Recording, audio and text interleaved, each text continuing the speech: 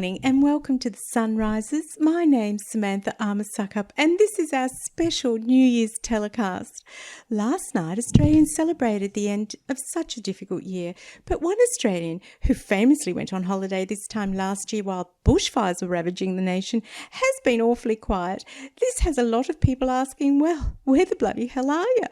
And that is why it is my great pleasure to welcome to the program the Prime Minister of Australia, the Honourable, the amazing Mr. Scott John Morrespin, and his wife Jennifer. Welcome to the show. Thanks, Sam. You know, New Year's has been a really special time of the year for our family, and we know this year with the pandemic, the bushfires and the floods, it's going to be a year that so many Australians... Fair income, Jenny. You know, all I hear out of your mouth is nothing but bloody whinging and complaining. Scott! No, honestly, mate, can you just take a bloody chill pill? Like, look around us. We're in Fiji for crying out. Scott, we're live. Oh, is that Sammy? Oh, it's good to see you, champ. What's all this here? Hold on a moment, let me fix this.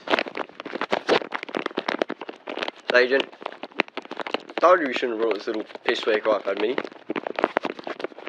Fucking silly idea, you know. Can't see a fucking thing. Oh, yep. Oh, rightio, there we go. Oh, well, sounds to me like we're in a bloody interview of sorts, is that right, Jen? Oh, well, we'll just take it from the top then, eh? Oh, Prime Minister Morrespin, you are in a live interview and we have nearly 4,000 viewers at the moment. So, no, we can't really take it, much as I'd love to, we can't really take it from the top. It's truth. Well, rightio then, don't sweat it. We'll just keep this ball rolling. Excellent. All right then, we'll just get to some questions. So, Mr. Prime Minister, as we all know, Queensland... it's terrible, but it's shut its borders to Greater Sydney and there is now a looming threat of its borders being closed to all of New South Wales. Do you agree with this dreadful decision made by the Premier right before Christmas, Mr. Prime Minister? Bloody wretched woman she is that Anastasia Palaszczuk, closing those borders right before Christmas so Sydney-siders had an excuse not to visit our bogan in-laws. Genius idea. The only real gripe I have is that how she only gave a day's notice, you know? You know, serious Anastasia, you shouldn't have known that half of Sydney was already on that dreadful ride up the Pacific Highway to Redneckville by the time your little announcement came out. Luckily we got away to... God! Yes, well, that is unfortunate, but New Year's resolutions. As we know, every year many people create their own little resolutions for the new year. Do you have any goals for 2021, Prime Minister Morrespin? Oh, well, you know, I do have a couple of things in mind that I think many people of this nation will look forward to. Fantastic. I'm sure a lot of Australians would appreciate some new job-keeping policies, maybe even some trade deals to get Australia back to the way it was pre-COVID. Do you mind telling us what those resolutions are, Prime Minister? Well, on Christmas Eve, I invited over the Chair of Infrastructure Australia to the old shack.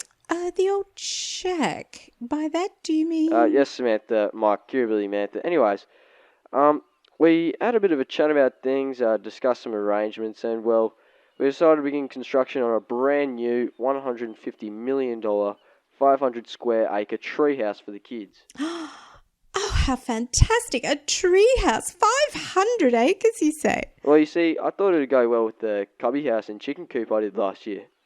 Well, Jamie Dury did it, but we did get some good snaps of me pretending to hold a hammer. Bloody beauty. Oh, that sounds amazing. And what else did the Morrespins get up to on Christmas besides building a $150 million treehouse? Bloody, well, I don't know, whatever you Aussies do. You know, a bit of backyard cricket with the kids.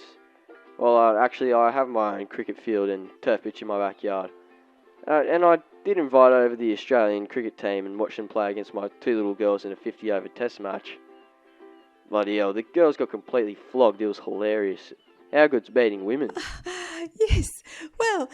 Their little arms couldn't even pick up the bat, let alone fucking swing the thing, you know what I mean? It was quite pathetic, really. Silly little things, can't even make one run. Oh, yes, that's really... You know, this one time, right, a couple of years ago, my youngest Abby was batting against Adam Zampa, that short-ass leggy, and fuck me. Ball bloody ricocheted off the wicket, and I shit you not, somehow managed to make its way down Abby's throat. That's a true story. Fair dinkum. You can ask Jenny. Like that bloody carnival game where you throw a ball into them creepy clowns' mouths. Although, luckily for my wallet, she didn't break any teeth. Well, not many anyways. Oh, that's good, I guess. Well, that's mainly due to the fact that she was actually only 2 years old at the time and didn't have all her baby teeth through. But, yeah, no, it's still in her stomach. But, you know, shit happens. And she was only a bloody toddler at the time, so she can't fucking remember anyway. Oh, yes, all right. So that seems like all that we the have fun time. times we had when we were back in Canberra and not travelling around the glorious South Pacific. Which we are definitely not doing at the moment. Oh, that reminds me, on Christmas after the match, the Aussie team and I were punching away buckets because, you know, in the bloody ACT. Oh, yes. Well, Prime Minister Morrespin, that seems to be all the time we have. Thank you so much for your inspiring words and thank you too, Jennifer. And, well, yes, Happy New Year to you and your beautiful family and thank you so much once again. Good one that was, you know. That's what I call a bloody green Christmas.